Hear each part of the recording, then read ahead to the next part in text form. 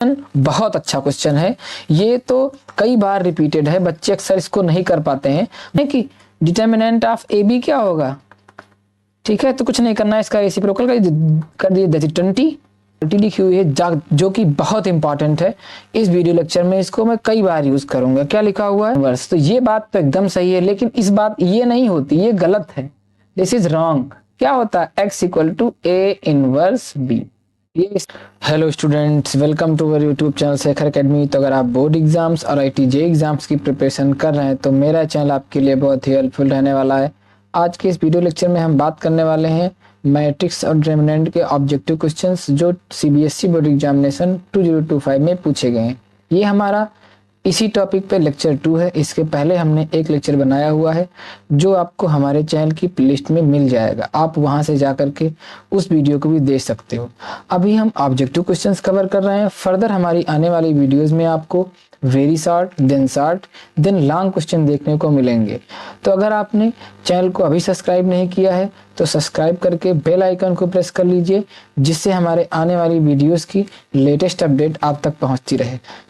तो बिना देरी किए हुए चलिए लेक्चर को शुरू करते हैं। तो लेक्चर को हमने शुरू किया हुआ है रिकॉल से। रिकॉल में हमने वो पॉइंट्स आपको लिखाया हुआ है जो पॉइंट्स मैं इस लेक्चर को आपको समझाते समय, पढ़ाते समय मैं उनको यूज करने वाला हूं। तो पहला मैंने रिकॉल में लिखाया हुआ है diagonal matrix.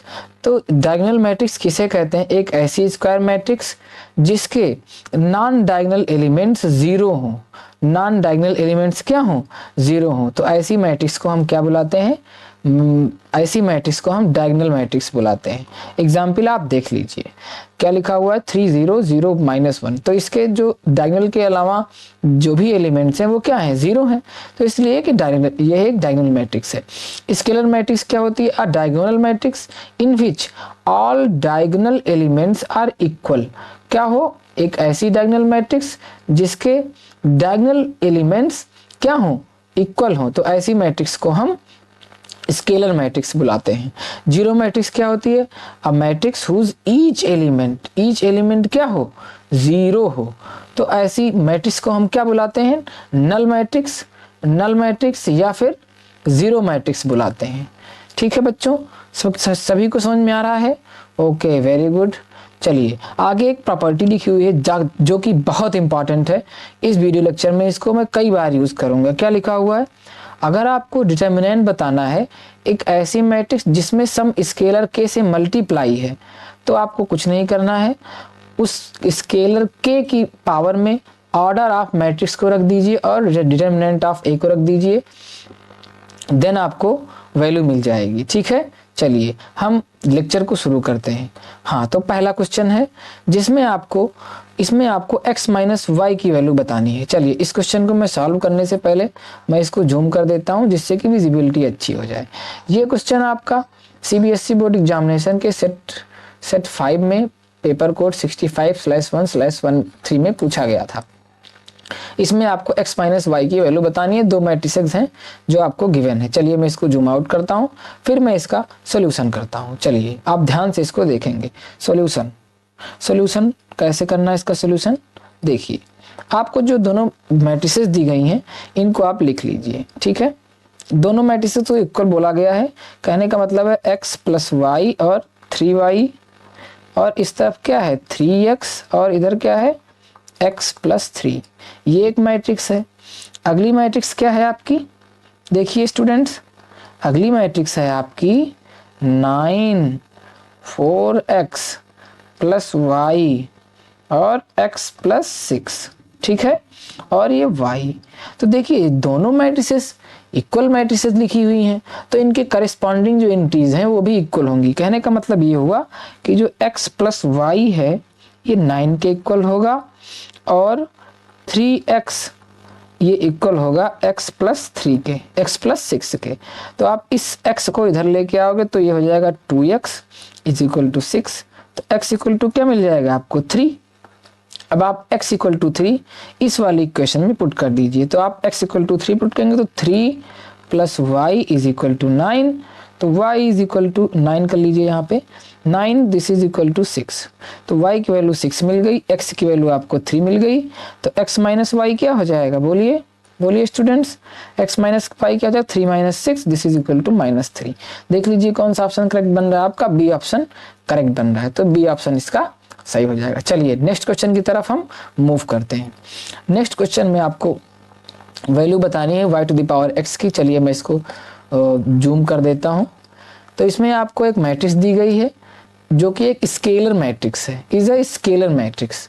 Then y to the power x is equal to, आपको y to the power x की वैल्यू बतानी है। आपसे बोला गया है ये जो गिवन मैट्रिक्स है वो एक स्केलर मैट्रिक्स है। ठीक है स्टूडेंट्स, ओके। चलिए मैं इसको जूम आउट करता हूं, फिर इसका सॉल्यूशन करता हूं। चलिए देखिए, क्योंकि आपको जो गिवन मैट्रिक्स है उसको एक बार लिख लीजिए, क्या है 70x 0 7 0 0 0 y, ठीक है, is a scalar matrix, is a scalar matrix. अब आप रिकॉल जो मैंने लिखाया हुआ उसको ध्यान करिए, स्केलर मैट्रिक्स। स्केलर मैट्रिक्स क्या होती है, स्केलर मैट्रिक्स में जो नॉन डायगोनल एंट्रीज होती हैं वो सारी जीरो होती हैं, और जो डायगोनल एंट्रीज होती हैं वो इक्वल होती हैं। तो कहने का मतलब क्या हुआ, जो आपका non diagonal entries that is x वो क्या हो जाएगा, 0 हो जाएगा। ठीक है, सिंस जो आपको गिवन मैट्रिक्स है वो एक स्केलर मैट्रिक्स दी गई है, तो x इक्वल टू क्या हो जाएगा 0। तो इसका मतलब आपको y टू द पावर 0 की वैल्यू निकालना है, तो n to the power 0 value will be 1। ठीक है, और आप देख भी सकते हैं क्योंकि एक स्केलर मैट्रिक्स गिवन है तो आपका जो y होगा वो भी 7 होगा। ठीक है, लेकिन हमें उसको निकालने की कोई जरूरत नहीं है क्योंकि anything to the power 0 value will be 1, hence option B will be the correct option of this question. ठीक है, ठीक है स्टूडेंट्स, समझ में आ रहा सभी को? ओके, सिर्फ प्रॉपर्टी पर बेस्ड था स्केलर मैट्रिक्स क्या होती है। अगर आपको इस प्रॉपर्टी के बारे में पता है तो इस क्वेश्चन को आप बहुत इजीली सॉल्व कर सकते हैं। ये आपके पेपर कोड 65/1/1 में सेट 1 में पूछा गया था। चलिए नेक्स्ट क्वेश्चन की तरफ मूव करते हैं। हाँ, तो ये क्वेश्चन बहुत अच्छा क्वेश्चन है, ये तो कई बार रिपीटेड है, बच्चे अक्सर इसको नहीं कर पाते हैं, बहुत ध्यान से समझिएगा। 65/1/1 के तीनों कोड में पूछा गया था, 1 2 3 तीनों सेट्स में पूछा गया था ये क्वेश्चन। चलिए आपको बताना है इसमें से ए और बी क्या है, invertible matrices, then which of the following is not correct. तो जो गिवन ऑप्शंस हैं इनमें से कौन सा सही नहीं है आपको ये बताना है। ठीक है, ए और बी कैसी मैट्रिसेस हैं, इन्वर्टिबल मैट्रिसेस हैं, इन्वर्टिबल मैट्रिसेस हैं।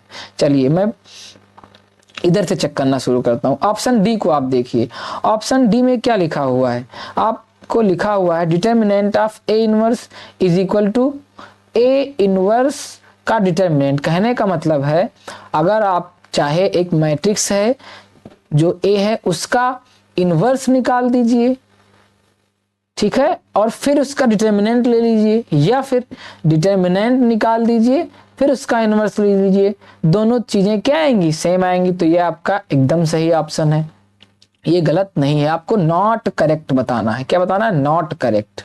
चलिए इसको देखिए, adjoint of A is equal to determinant of A into A, ये तो डायरेक्ट प्रॉपर्टी है।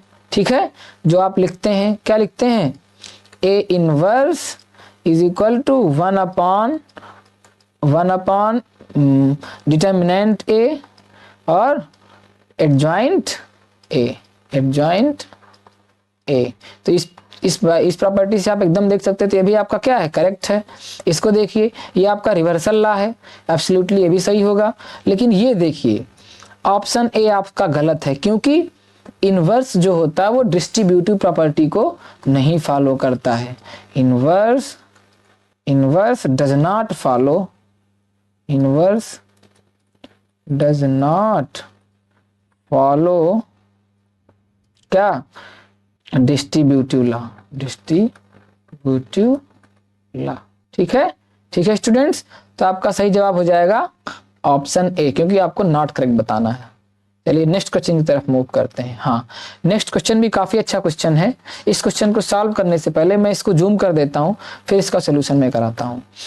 ये क्वेश्चन आपके पेपर सेट 2 में पूछा गया था, 65/1/2 में। आपको गिवन है एक ए स्क्वायर मैट्रिक्स है ऑफ ऑर्डर 3 की, such that determinant of A आपको गिवन है, then determinant of 9 times A inverse आपको बताना है। चलिए इस क्वेश्चन को मैं जूम आउट करता हूं, फिर मैं इसका सोल्यूशन करता हूं, तुम इसको ध्यान से देखना। चलिए सोल्यूशन देखिए क्या गिवन है। ऑर्डर ऑफ मैट्रिक्स ए क्या गिवन है, order of matrix A, order of matrix ए कितना गिवन है 3, और डिटर्मिनेंट ऑफ मैट्रिक्स ए क्या गिवन है 9। आपको क्या बताना है, determinant of 9 times A inverse is equal to question mark, ये आपको बताना है। आपको एक रिकॉल मैंने लिखाया हुआ है कि k times determinant of k times of a matrix is equal to k to the power n determinant of a। इसको अप्लाई करिए, इसको अप्लाई करिए तो क्या हो जाएगा, बोलिए अप्लाई करिए इसको। कैसे करोगे, कैसे करोगे स्टूडेंट्स, जहां पर k क्या होता है कि स्केलर होता है, k इज ए स्केलर। देखिए हम कैसे करेंगे इसको, आपको जिसको बताना है determinant of 9 times A inverse, okay very good. चलिए देखिए इसको, तो दिस इज इक्वल टू क्या हो जाएगा 9 टू द पावर 3 और डिटर्मिनेंट ऑफ ए इनवर्स। अच्छा आप ये बताइए, अगर डिटर्मिनेंट ऑफ ए 9 है तो डिटर्मिनेंट ऑफ ए इनवर्स क्या हो जाएगा 1/9, ठीक है। तो that is 9 to the power 3/9, this is equal to 9 to the power 2, तो 9 to the power 2 which is option B is the correct answer of this question. ठीक है, समझ में आया सभी को, ओके वेरी गुड। चलिए नेक्स्ट क्वेश्चन की तरफ मूव करते हैं। हाँ तो इस क्वेश्चन को आप ध्यान से देखिए, इस क्वेश्चन को हम कैसे सॉल्व कर सकते हैं ध्यान से देखिएगा। चलिए इसको मैं सोल्यूशन करता हूँ। देखिए आपको मैट्रिक्स ए का ऑर्डर कुछ गिवन है, मैट्रिक्स ए का ऑर्डर क्या गिवन है m क्रॉस n, ठीक है। तो बताओ जो मैट्रिक्स ए ट्रांसपोज होगी उसका ऑर्डर क्या हो जाएगा, चेंज हो जाएगा, that is n cross m। अब देखिए आपसे कहा गया है कि ए ट्रांसपोज बी क्या होना चाहिए, डिफाइंड होना चाहिए। कहने का मतलब ये है दोनों का प्रोडक्ट डिफाइंड होना चाहिए, और प्रोडक्ट को डिफाइंड होने के लिए ये इंपॉर्टेंट होता है कि जितने कॉलम आपकी पहली वाली मैट्रिक्स में, जितने कॉलम मैट्रिक्स ए ट्रांसपोज में है, कितने कॉलम है m, उतनी ही रो इसमें आनी चाहिए। यानी कि कितनी रो हो सकती हैं बी में, बताओ बी में कितनी रो हो सकती हैं। अगर मैं इसकी बात करूं बी मैट्रिक्स की, तो बी में m रो हो सकती हैं, ठीक है, होनी ही चाहिए। अगर इससे कम होंगी तो काम नहीं बनेगा। अच्छा और क्या डिफाइंड है, बी और ए ट्रांसपोज भी डिफाइंड है। अब देखो बी ए ट्रांसपोज के डिफाइंड होने के लिए जितने कॉलम बी में हैं, अभी हमें कॉलम तो पता नहीं है इसके, उतने कॉलम, जितने कॉलम बी में हैं उतने रोज ए में होनी चाहिए। और ए की रोज क्या है बताओ, ए की रोज कितनी है, बोलो बोलो स्टूडेंट्स, ए ट्रांसपोज की रोज कितनी है n।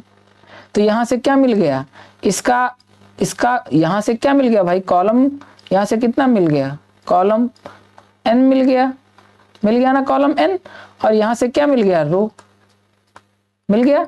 तो बी का कॉलम और रो का multiplication that is order n cross m cross n। तो देख लीजिए कौन सा इसका करेक्ट आंसर हो जाएगा, ऑप्शन इसका सी करेक्ट ऑप्शन हो जाएगा। ठीक है, समझ में आया। इसको आप कई बार वीडियो को देख लो जिससे तुम्हें और अच्छे समझ में आ जाए। ठीक है स्टूडेंट्स, ओके वेरी गुड। चलिए नेक्स्ट क्वेश्चन की तरफ मूव करते हैं। हाँ तो ये भी क्वेश्चन काफी अच्छा क्वेश्चन है, इसको मैं आपको समझाता हूँ कैसे समझना है। देखो पहला आपको गिवन है कि, पहले क्वेश्चन को समझिए कि a system of linear equation is represented by ax equal to B where a is coefficient matrix, x is variable matrix and b is constant matrix, then system of equation is. अब देखिए समझिए ध्यान से, consistent if a does not equal to 0, solution is given by x equal to B A inverse. तो ये बात तो एकदम सही है, लेकिन इस बात ये नहीं होती, ये गलत है, दिस इज रॉन्ग। क्या होता है, x equal to A inverse B, ये इसका सॉल्यूशन होता है। ठीक है स्टूडेंट्स, ओके। चलिए दूसरा देखिए, तो ये हमारा करेक्ट ऑप्शन नहीं होगा, तो ये आपका गलत कट जाएगा। चलिए inconsistent if determinant of a is equal to 0 and adjoint of A is equal adjoint of A into B is equal to 0, नहीं, इस केस में कंसिस्टेंट होता है सिस्टम। सिस्टम क्या होता है? कंसिस्टेंट। यहां से हम कुछ नहीं कह सकते। जब हमें सिंगल चीज गिवन है, determinant of A does not equal to 0 है, तो हम इसके बारे में कुछ नहीं कह सकते। चलिए ठीक, तो इसके बारे में भी कुछ नहीं कह सकते कि हमारा सिस्टम कंसिस्टेंट है कि इनकंसिस्टेंट है। तो देख लीजिए, ये तीनों ऑप्शन गलत जाएंगे तो ये आपका करेक्ट ऑप्शन हो जाएगा। चलिए नेक्स्ट क्वेश्चन की तरफ मूव करते हैं। हाँ, तो इस क्वेश्चन में थोड़ा सा मिसिंग थी, मुझे ऐसा लगा कि मिसिंग है थोड़ा सा इसमें मैं अभी बताता हूँ गलती क्या है थोड़ी सी। 65/1/2 में पूछा गया था सेट 2 में। चलिए मैं इसको जूम आउट करता हूँ, फिर इसका सोल्यूशन करता हूँ, आपको बताता हूँ इसमें गलती का। यहाँ पे कैप लगा हुआ, ये कैप नहीं होगा, ठीक है, कैप नहीं होना चाहिए था। चलिए सोल्यूशन देखिए, क्या है सोल्यूशन भाई। आपको एक मैट्रिक्स बनाना है जो कि स्क्वायर मैट्रिक्स है, 3x3 की, क्रॉस 3 की एक स्क्वायर मैट्रिक्स आपको बनाना है, जिसमें क्या करना है, कंडीशन आपको गिवन है कि Aij is equal to J-3i, ठीक है। तो देखिए आप रखते चले जाइए, वैल्यू आपको निकलती आ जाएंगी। तो A11 निकालिए, इसका मतलब क्या, 1 - 2 times 1, this is equal to -1, ठीक है। तो ऐसे आप निकालते चलेंगे तो A12 आपको मिल जाएगा इज इक्वल टू 0 मिलेगा, A13 मिलेगा आपको 1, जब आप A21 निकालेंगे तो आपको मिलेगा -3, जब आप A22 निकालेंगे तो आपको मिलेगा -2, आप जब A23 निकालेंगे तो आपको मिलेगा -1, जब आप A31 निकालेंगे तो आपको मिलेगा -5, जब आप A32 निकालेंगे तो आपको मिलेगा -4, जब आप A33 निकालेंगे तो आपको मिलेगा -3। तो आपकी जो मैट्रिक्स A है वो कैसी हो जाएगी, देखिए कुछ इस टाइप की हो जाएगी, -1 -3 -5, ठीक है स्टूडेंट्स, -1 -3 -5 0 -2 -4, ठीक है स्टूडेंट्स। ओके वेरी गुड, 1 आ जाएगा, -1 आ जाएगा, -3 आ जाएगा, तो ये आपकी मैट्रिक्स हो जाएगी, ठीक है। आप देख लीजिए A12 greater than 0, A12 entry कहाँ पे आई हुई है, देखिए A12 ये है, तो ये ग्रेटर देन 0 है क्या, नहीं, ये इक्वल टू 0 है, ठीक है। तो ये आपका गलत हो जाएगा, ठीक है, ये आपका नहीं होगा सही। अब देखिए ऑल Aij लेस देन 0, देखिए सारे Aij लेस देन 0 है क्या, देखिए लेस देन 0 नहीं है, इक्वल टू 0 भी है, ये देखो ये ग्रेटर देन 0 भी है, ठीक है, A13, तो ये भी आपका गलत आंसर हो जाएगा। आपको ट्रू बताना है इसमें से, ठीक है। तो A13 plus A31 is equal to -6 निकालिए, देखिए A13 plus A31 this is equal to A13 देख लीजिए -5 है, और A31 कितना है, बोलिए A31 A13 आपका नहीं A13 -5 है, यानी A31 -5 है, और ये 1 है, तो 4 आ जाएगा यहाँ पे आपका, ठीक है। इसका मतलब ये भी गलत है। चलिए A23 is greater than A32, A23 आपका क्या है, देखिए A23 -4 है A32, और A23 -1 है, ठीक है। तो A23 is greater than -4, that is this is true option, ठीक है। ओके वेरी गुड, चलिए नेक्स्ट क्वेश्चन की तरफ मूव करते हैं। हाँ, तो इस क्वेश्चन में आपको वैल्यू बतानी है 2x + y की। चलिए मैं इसको जूम कर देता हूं, फिर मैं इसका सोल्यूशन करता हूं। 2x + y की वैल्यू बतानी है, ये भी काफी अच्छा क्वेश्चन है, ठीक है। सिमेट्रिक मैट्रिक्स है, ये एक सिमेट्रिक मैट्रिक्स है, ठीक है, जो आपको गिवन मैट्रिक्स है वो एक सिमेट्रिक मैट्रिक्स है। चलिए मैं इसको जूम आउट करता हूं, फिर इसका सोल्यूशन करता हूं, तुम इस क्वेश्चन को ध्यान से देखोगे। चलिए, since A is a symmetric matrix, तो आपका क्या हो जाएगा, अगर सिमेट्रिक मैट्रिक्स है A, तो A बराबर A', ये कंडीशन सेटिस्फाई होती है। तो मैट्रिक्स A क्या है, 1 12 4y 6x 5 2x और 8x और 4 और 6, ये आपकी मैट्रिक्स A है। और A' क्या है, बोलिए A', इसका ट्रांसपोज कर दीजिए, तो आपका 1 12 और 4y 6x 5, 2x, 8x, 4 और 6, ये इसका ट्रांसपोज मैट्रिक्स। दोनों मैट्रिक्स बिल्कुल इक्वल हैं तो इनकी जो करस्पॉन्डिंग एंट्रीज हैं वो इक्वल हो जाएंगी। कहने का मतलब है 6x इक्वल होगा 12 के। ठीक है स्टूडेंट्स, ओके। तो यहाँ से x इक्वल टू कितना आ जाएगा 2। ठीक है, अब देखिए y के लिए हम y की वैल्यू निकाल लेंगे। तो देखिए यहाँ से हम y की वैल्यू कैसे निकाल सकते हैं, 8x is equal to 4y। ठीक है, तो x की वैल्यू यहाँ पुट कर दीजिए, तो x की वैल्यू पुट करेंगे 16 आ जाएगा, 4y आ जाएगा। This implies y is equal to 4। आपको क्या बताना है, 2x प्लस y की वैल्यू, इसका मतलब 2 into 2 plus 4, this is equal to 8। तो 8 आ गया ना आपका आंसर, आपका 8 आंसर आ रहा है, तो ऑप्शन डी इसका करेक्ट आंसर हो जाएगा। Option no this is no this is, तो ऑप्शन डी इसका करेक्ट आंसर हो जाएगा। चलिए नेक्स्ट क्वेश्चन की तरफ मूव करते हैं। नेक्स्ट क्वेश्चन क्या है देखते हैं। हाँ, if A and B are, चलिए मैं इसको जूम आउट करता हूँ फिर पढ़ता हूँ, जूम इन कर देता हूँ जिससे कि अच्छा आपको क्लियर हो जाए देखने में। If A and B are invertible matrices of order 3 cross 3 such that determinant of A is equal to 4 and determinant of AB inverse is equal to 1/20, then find the determinant of B। आपको determinant of B बताना है। चलिए मैं इसको zoom out करता हूँ फिर मैं इसका सॉल्यूशन करता हूँ। सॉल्यूशन देखिए काफी अच्छा क्वेश्चन है। सॉल्यूशन तो देखिए आपको डिटर्मिनेंट ऑफ ए दिया गया है, कितना, डिटर्मिनेंट ऑफ ए कितना है 3, no it's 4। Determinant of 3 A कितना है 4 है, और order of A and B कितना है, order of matrix A and B कितना है, इज 3। ठीक है, आपको ए बी मैट्रिक्स का ऑर्डर पता है, और क्या पता है कि डिटर्मिनेंट ऑफ ए पता है, और आपको एक चीज और पता है कि determinant of A B inverse कितना है 1/20। ठीक है, तो आप देख सकते हैं यहाँ से दिस इम्प्लाइज, यहाँ से आप बता सकते हैं कि डिटर्मिनेंट ऑफ ए बी क्या होगा। ठीक है, तो कुछ नहीं करना है, इसका रेसिप्रोकल कर दीजिए 20। ठीक है, अच्छा as we know what we know, as कर लीजिए इसको, as we know determinant of A B is equal to determinant of A plus into determinant of A sorry B. ठीक है, वैल्यू डालिए, ए बी का डिटर्मिनेंट कितना है 20 और डिटर्मिनेंट ऑफ ए कितना है 4, तो आप बी के डिटर्मिनेंट निकाल सकते हैं। डिटर्मिनेंट ऑफ बी कितना आ जाएगा, देखिए इधर 4 को ट्रांसफर करिए LHS की तरफ, तो determinant of B is equal to कितना निकल के आ जाएगा 5।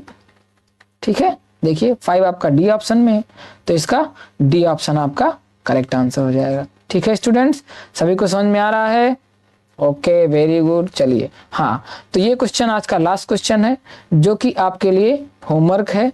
इस क्वेश्चन को सॉल्व करके आपको कमेंट बॉक्स में इसका आंसर देना है। ठीक है स्टूडेंट्स, ओके वेरी गुड।